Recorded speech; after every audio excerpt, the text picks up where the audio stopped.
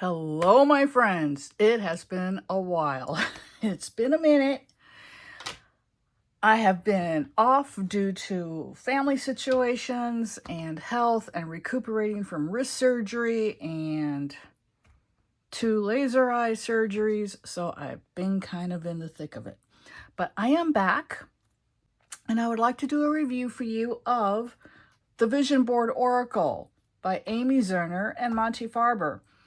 It's a 52 card oracle deck.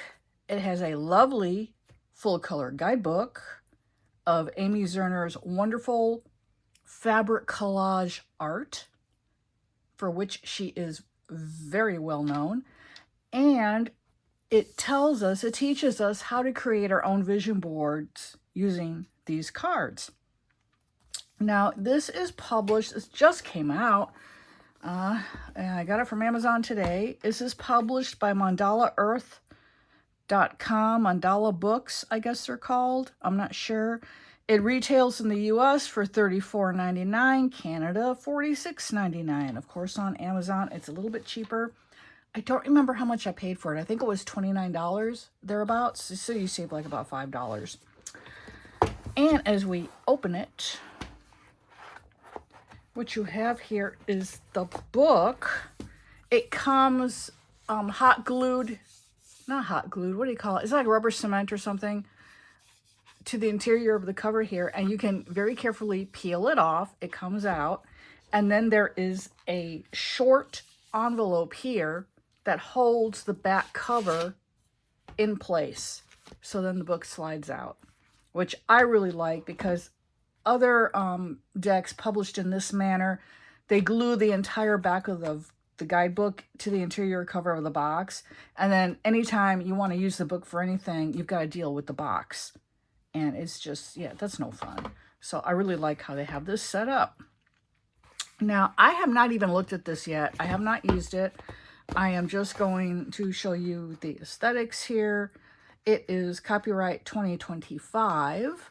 So, of course, this is going to be a first edition, first printing. It comes with an index, which is always handy, about the authors as I go from back to front. And the reason I'm doing that is because in the back here, they give you tips on how to create a vision board, and they give you examples, which are incredibly handy to have. You know, so it'll give you good ideas for your own vision boards. And here is another one. I'm trying to tilt it a little bit so the glare from my light doesn't affect your view. Oh, look at this one. That one's really different.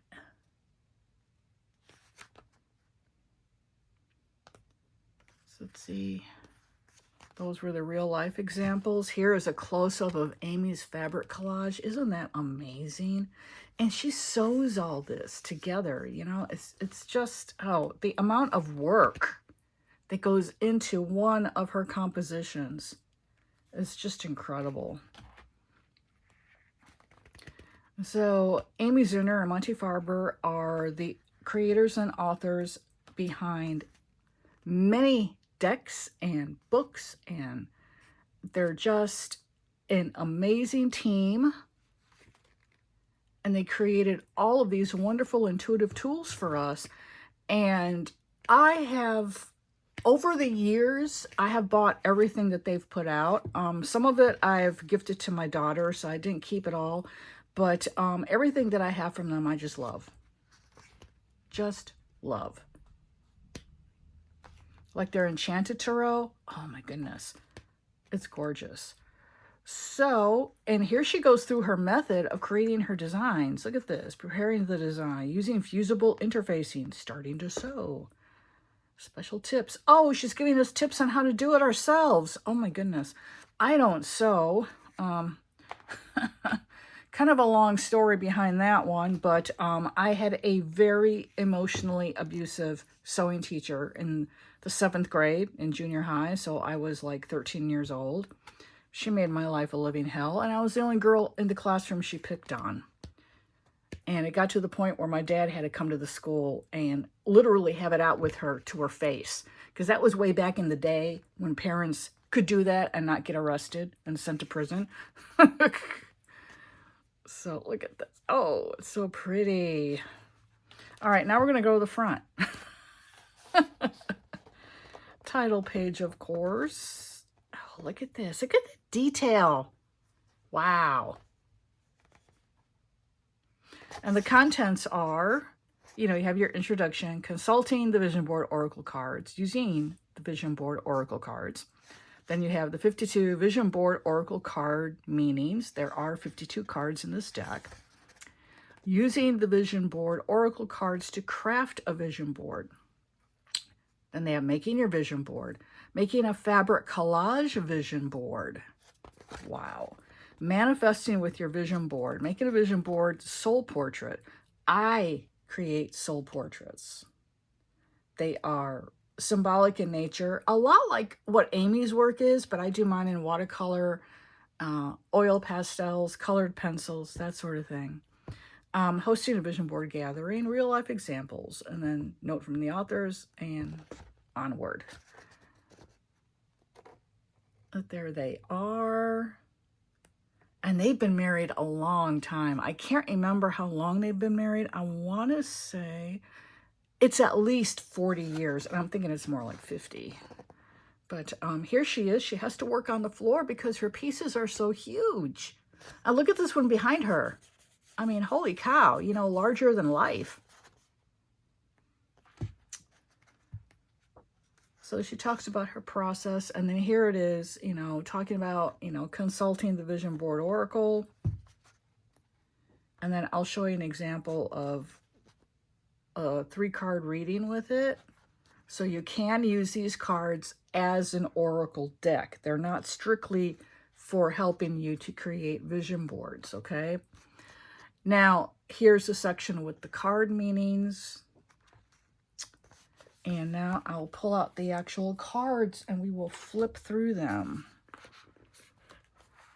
The only thing I don't like about this setup is I don't like it when they come with a box within a box because it's difficult to get this open. And I'm going to move this and then it gets all beat up and stuff. I tend to take them out and put them in a pouch. I did crack this open earlier, hoping it would make it easy for me. Yeah, there we go. Okay, it's not too bad. What I did is I just inserted a butter knife in there and popped it up. And I will be zooming in a second so you can get a better view of the cards. They are plain, there's no gilding. Oh, look, on the back. I honor and support myself and loved ones with my wellness practices for the wellness card, number 52. Cool, so they come with affirmations too. Oh, that's awesome. So nice. Okay, now we're going to look at the artwork and let me zoom in a little bit here. I apologize for the shadow. There we go. Receptivity. I mean, just look at that. Incredible. Opportunity. We have attitude. The cardstock's really thick. It almost feels like there's 2 cards here. It is that thick. It is a matte finish, anti-glare. That's really great. Look at that. It barely shows a glare, even with my light shining directly on it. I love that. Great to use in videos. Hey. Intuition. Oh, look at the kitty cat. Ooh, gratitude. Oh, that is just gorgeous. Friendship. And the Egyptian couple there. We have believe. With the transformational butterfly. Trust. Courage.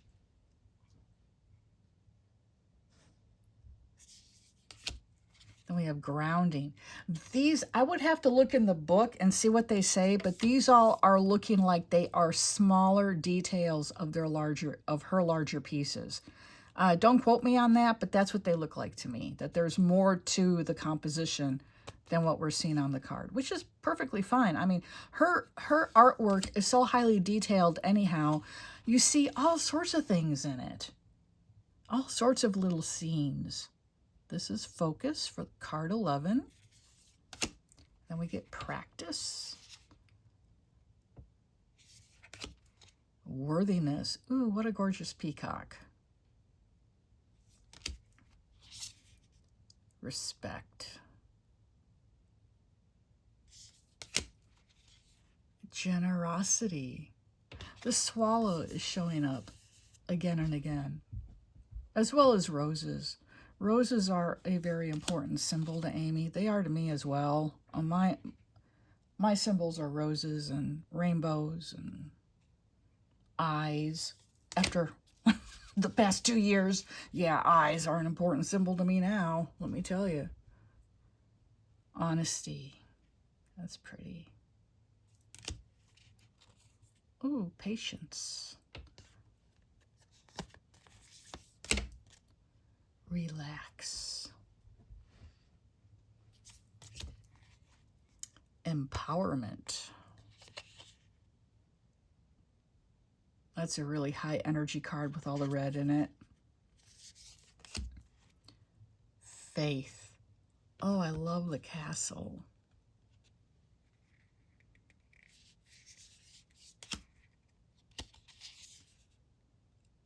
Affluence. Oh, look, a turtle. It's my favorite animal. Security. Good fortune.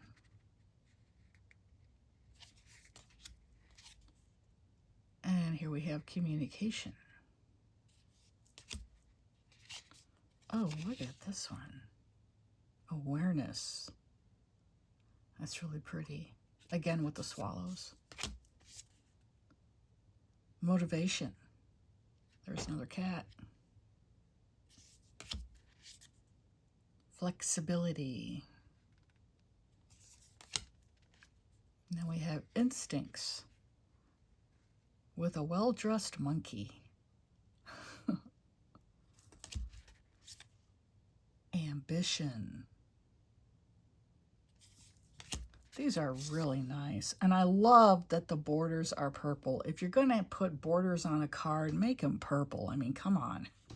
This is flow, so of course it's fish. A seahorse. I love seahorses. They are such an unusual creature, aren't they? You know, the males give birth to the babies for seahorses in a pouch. Yeah, it's crazy. Support. No doubt.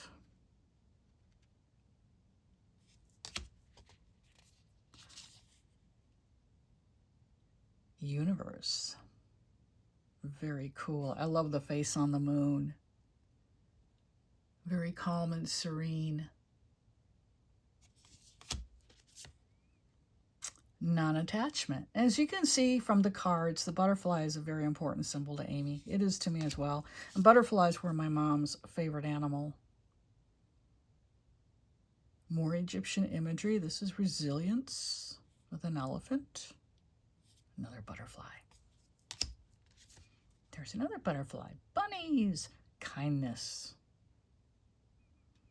I like rabbits too. I'm a rabbit. I was born in the year of the rabbit. And we have growth. I just love the colors. These, oh, I'm sure they look stunning in a card spread. I am sure. Inner peace. And I'll do a little reading at the end here. Joy. Of course, I've never used these cards. I will not refer to the book. It'll be completely intuitive. We'll see what they have to tell us. Nourishment. More swallows. Shadow work. Yeah, and there's the tower.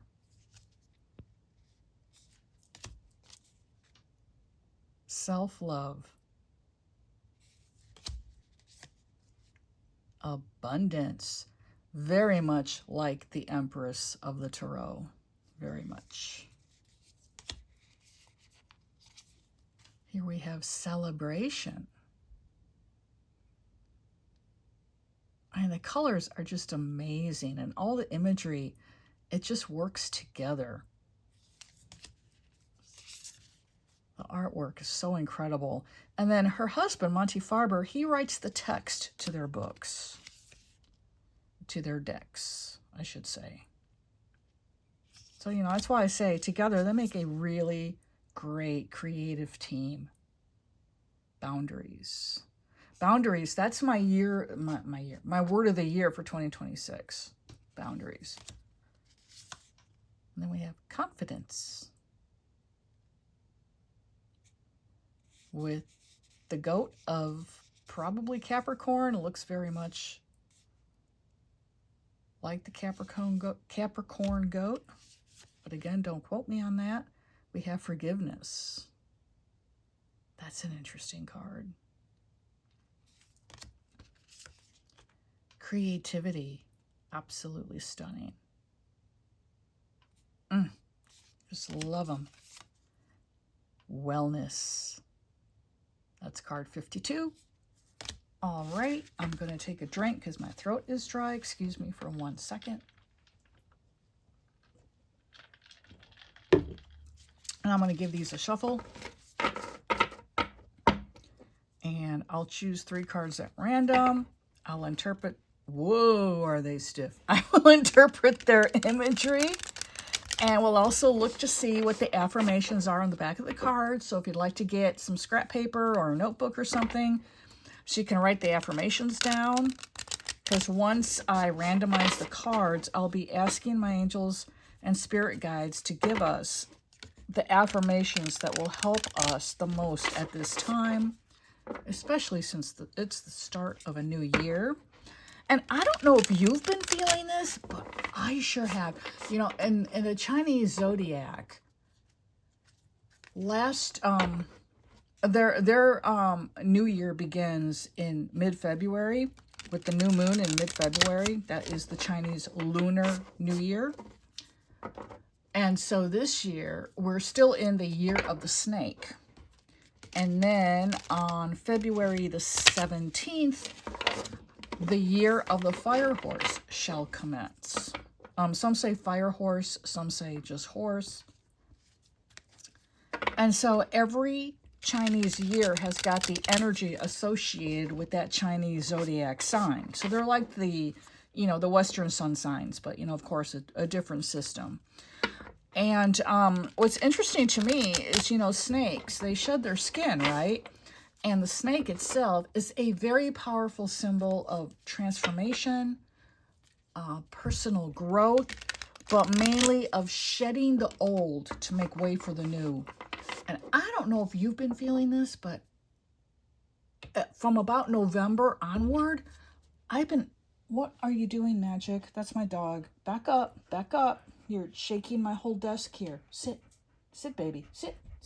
Good girl, stay there. Yeah, she's an Australian Shepherd, and she's big, and she just bumped into my desk, and the whole thing shook. But, what was I saying? Oh, yeah, the year of the snake. Since November, I've been feeling it. It's change, big time, and transformation, and new things, and I just feel like, I don't know, that personally I'm going through such a major shift. Now, it could be, too, because my husband, Stuart and I have been married 30 years. I cannot believe it. He retired from his business on December 15th of 2025. So that is a really huge transition, not just for him, but for me, because he's home all day now. And so I am working really hard to find ways to still, run my business in the quiet that it requires with him in the house. It's not easy. I swear he's going deaf. He plays the TV so loud. You would not believe Oh my gosh, it's even loud to me, and I'm like 2 rooms away with the door closed. Yeah. And I've been telling him, Stuart, you know, you need to go see an ENT and get your hearing evaluated. But yeah, shutting my skin. I'm going to be going through a rebrand from Magical Musings 1111 to the Cozy Creative Intuitive, because that will combine all of my spiritual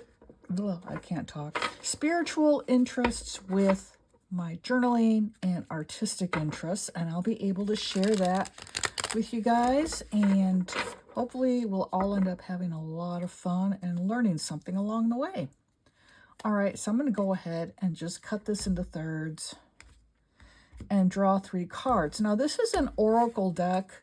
The way I work with oracle decks, it's a little different than tarot. Usually with a tarot deck, I'll divide it into thirds like that, and then I'll just draw the reading from the top. Most of the time, some decks don't like that. Oracle decks, I always just draw them from random. I'll just lift up the deck and take the card from the bottom. So that's what I'm going to do here. Follow my oracle practice.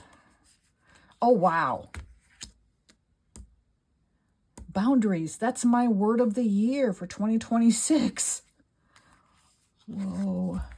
Relax and communication. All right. I will read the affirmation. I hope you've gotten a piece of paper or something. You can write these down. The first one, card number 48, boundaries. And the affirmation reads, I set healthy boundaries that honor my needs and values in my relationships. That's so important.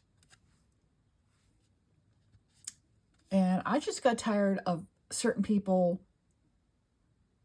either taking advantage of me or taking me for granted.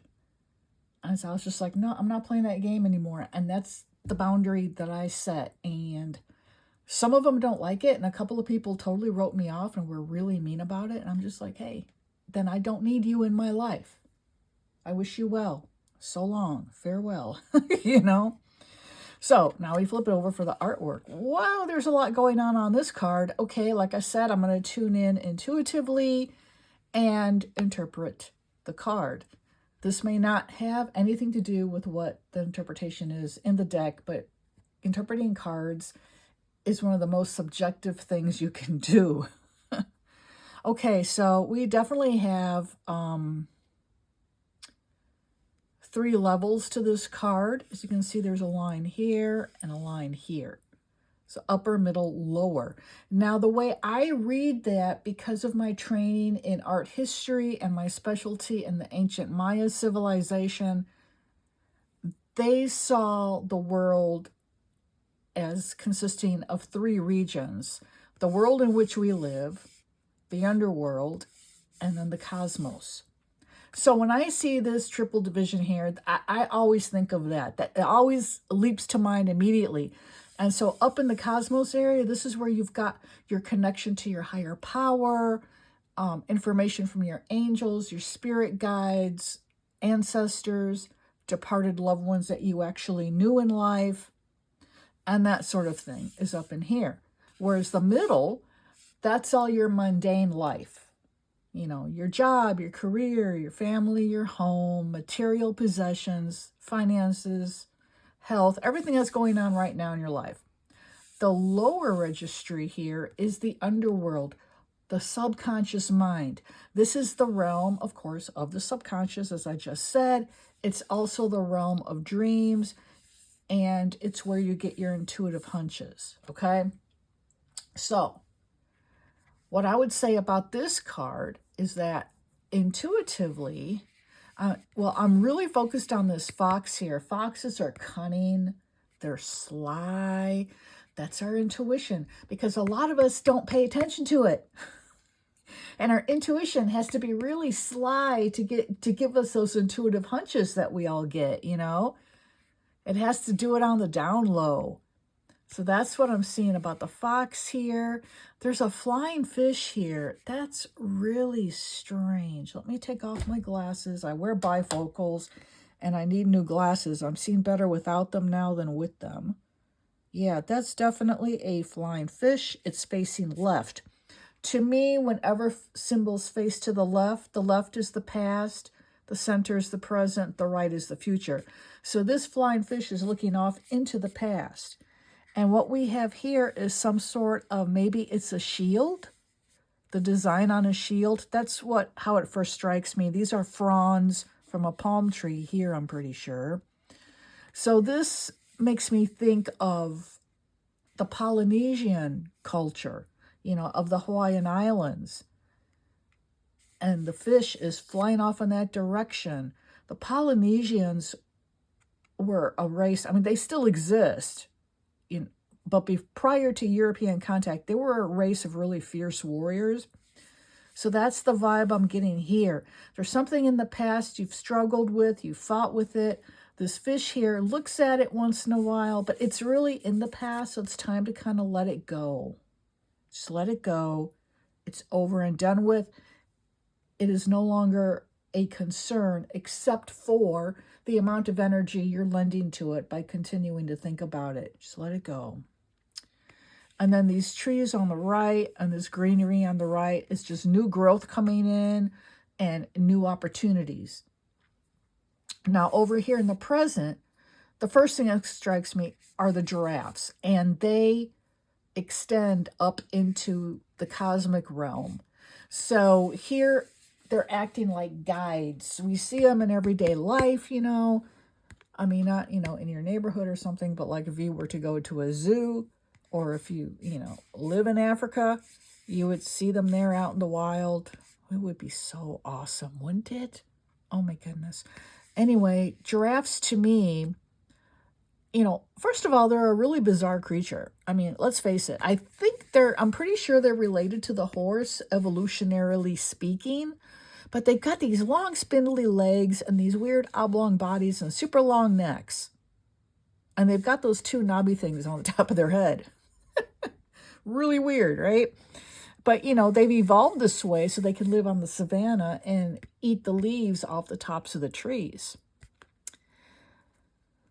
But it's also brings to mind, it's a creature who, has that ability to extend their physical presence up into the realm of the cosmic.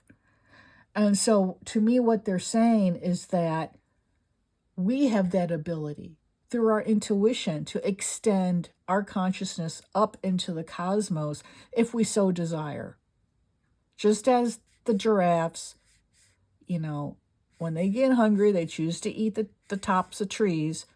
When we get hungry for spiritual nourishment, make the decision to reach for the cosmic.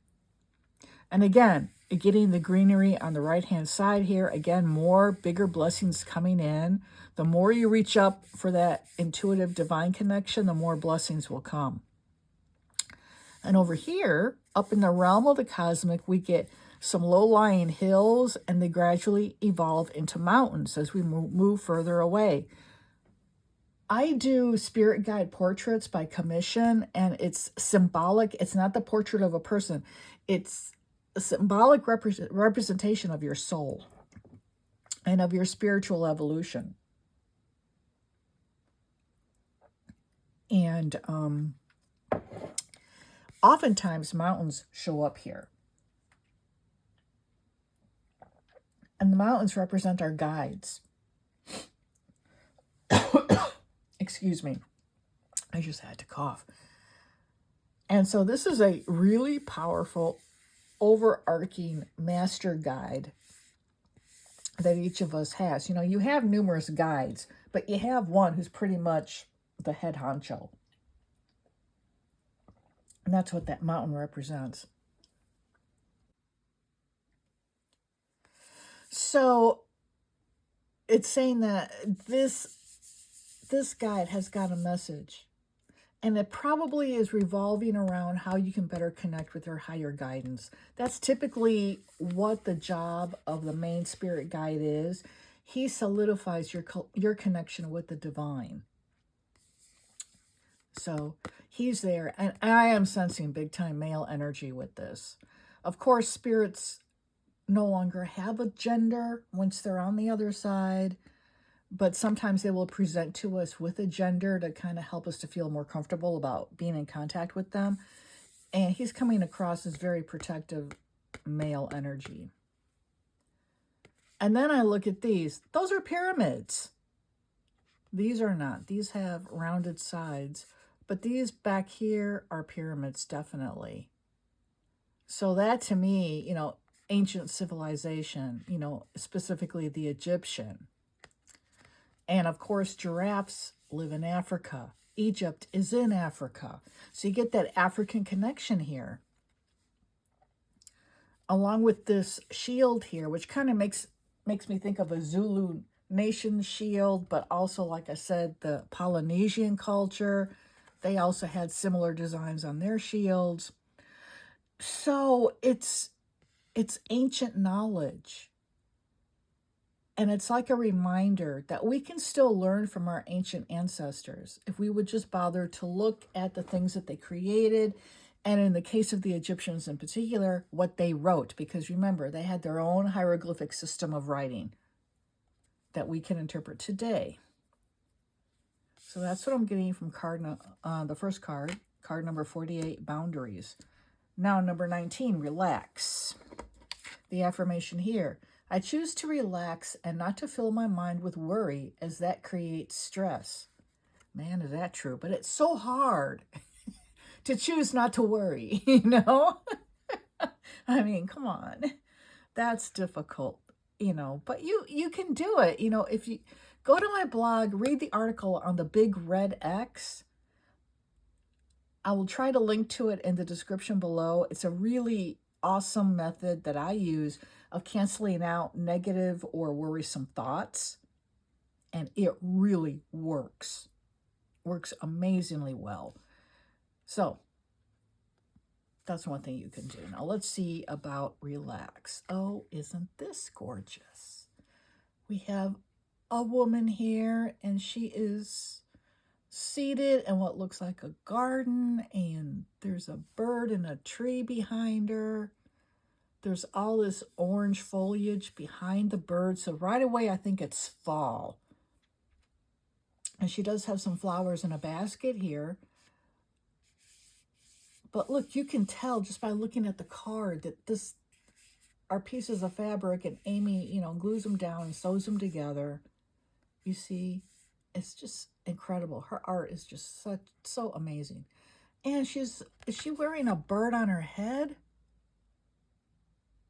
Yeah, she is. Here's its body, the wings, its beak. It's kind of toucan looking. Birds are symbolic of our thoughts. So again, worry, fears, overthinking the matter. So this card is saying relax, try not to overthink things, otherwise they'll pull your energy down. That's the main message I'm getting from this one. And that thoughts are flighty, they will fly off just like those birds do. Let them go. And then we have number 25, communication. I effectively communicate and clarify my needs to achieve my goals. Here is the image. And the focal point, this couple here, the man is facing the woman, so they are definitely involved in some sort of communication here. And behind them, this really pulls me in, and it kind of looks like, sorry, I just jerked my desk here. It kind of looks like the ruins of Stonehenge or some other standing circle, where you can see the two upright stones here, the stone across the top. There's another one here, another one back here. I really do think that's a standing circle the more I look at it. And back here, is this a bridge? A double bridge? with the water flowing underneath it. I think that's what that is. Water flowing under the bridge. You know what they say? It's water under the bridge. Forgive and forget. That's the message of this card. That's what I'm hearing. So just let it go. Forgive and forget. All right. Well, that's really interesting. Now let me get the book over here. And I'm going to look these up and we're going to see what they actually mean. All right, we've got number 48, boundaries. Okay, wait, making your vision board. Where are the meanings at back here, I guess? Yeah. Excuse the dog barking in the background. Our neighbors have a new dog. They got him around Thanksgiving time. And all the poor thing does is bark. And they just leave him out there in the yard. And I don't even think they bother with him. It's awful.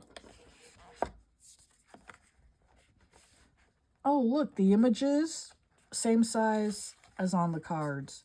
Almost exactly. They're a teeny bit narrower, but in length, they're identical. That's really cool. I love it when they do that. I just can't stand the tiny little thumbnails they put in guidebooks because, I mean, how are you supposed to use the guidebook as a learning tool for that deck if the thumbnail is so doggone tiny? Okay, it says here, I set healthy boundaries that honor my needs and values in my relationships. That is the affirmation on the back of the card. And it reads, boundaries are rules we set behavior. Wait, what? Oh, okay. Sorry. Boundaries are rules we set for behavior so that we can be our authentic selves. Even wild animals have personal boundaries. Approach them from a distance and most species will retreat. But get too close and they will defend themselves and those they care about.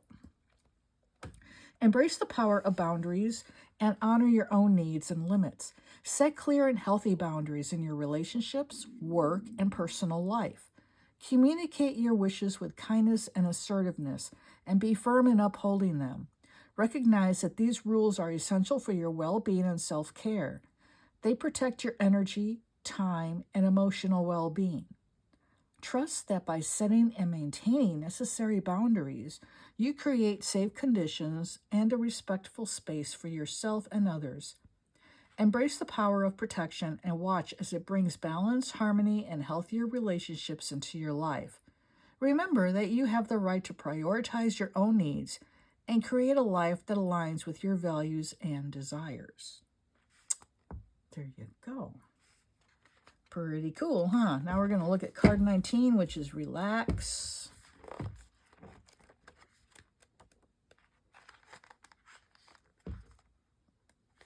Here we go. It's affirmation. I choose to relax and not to fill my mind with worry as that creates stress. Okay, a young woman has taken a break from gathering flowers to sit and enjoy the sight of a baby rabbit before her. Oh yeah, I missed the rabbit before. There it is. The little creature knows she is kind and in a state of relaxed contemplation, the perfect mindset for learning what the bunny and the other forest creatures can teach her. Embrace the power of relaxation and allow yourself to unwind and let go of anxiety, stress, and tension. Create space in your life for pampering, rest, and rejuvenation. That's so important. And, you know, there's that whole concept of slow living, taking your time, enjoying the moment, making an effort to create a little cozy spot in your home just for you. That's all wrapped up in this, and that's such a core value of my channel here. It says, take time to slow down and recharge your energy. Release the need to constantly be doing and achieving, and instead find peace in simply being. Yeah. Just sit there and enjoy your surroundings. Enjoy the moment. Practice self-care and engage in activities that bring you a respite from worry. Cultivate a sense of mindfulness and presence in each moment, allowing yourself to fully experience the beauty and contentment of the present moment. See, I just said that. Embrace the power of relaxation and watch as it brings a sense of calm and balance into your life, allowing you to navigate challenges with ease and grace. That's beautifully written, you know. When you think about it, it really is. It sounds almost like poetry. Oh, Monty Farber, you've outdone yourself. All right, card number 25 is communication. Here it is. It's affirmation. I effectively communicate and clarify my needs to achieve my goals. Two friends who have not seen each other in a long time are sharing their adventures. The bridge in the surreal landscape represents the essence of communication, allowing us to connect our experiences with those of others now, in the past, and even in future times. Thought that was a bridge. Embrace the power of communication and recognize its importance in all areas of your life. Open channels for exchanges, interactions, and transmissions with others, and express yourself honestly and authentically. Share your thoughts, feelings, and ideas with clarity and compassion. Listen actively and attentively to others, seeking to understand before being understood. Use your words to build bridges and create connections with those around you. Remember that communication is not just about speaking, but also about listening and understanding. Choose your words wisely and use them to uplift and inspire. Embrace the power of communication and watch as it deepens your relationships, resolves conflicts, and creates greater harmony. That's really nice. I love how he wrote the meanings for the cards. It's so pretty. The words just seem to flow. So there you go. My intuitive interpretation of the card imagery and Monty Farber's written interpretation in the book. So I hope that you've enjoyed this little deck review here. It was kind of impromptu. I just got the deck, and I was all excited. I was like, I think I'm going to film it. I'm going to film my first impressions. I really like it. Now, I have not, delved into it yet. I'm going to look at it. I have created one vision board for my 2026, but I'm going to do another one specifically for my new YouTube channel and my rebrand of my business. So I'm going to read the book and see how they recommend that we use these cards to create our vision board. And I'll do that. And I will report back in a subsequent video, and maybe I'll take you through the process. Alrighty. So I really appreciate y'all watching. I hope that you enjoyed this little impromptu video. And it will be posting in slightly different formats at both Magical Musings 1111 and the Cozy Creative Intuitive, which is my brand new channel that combines my spiritual side with my journaling and artistic side. So I do hope you will go and check out that channel. For Magical Musings, I am going to keep it going. I won't totally drop it because I do have a lot of subscribers there. I'm close to 500. So, eventually, I will probably drop my art channel. I'm not sure. It depends on how I can handle, producing so much content, because I would really like to just focus on one channel. So I'll keep you updated on all of that. Meanwhile, do check out my other channels. Watch the videos there. I would appreciate it. And this is Nefer Kefri, wishing you a very blessed day ahead.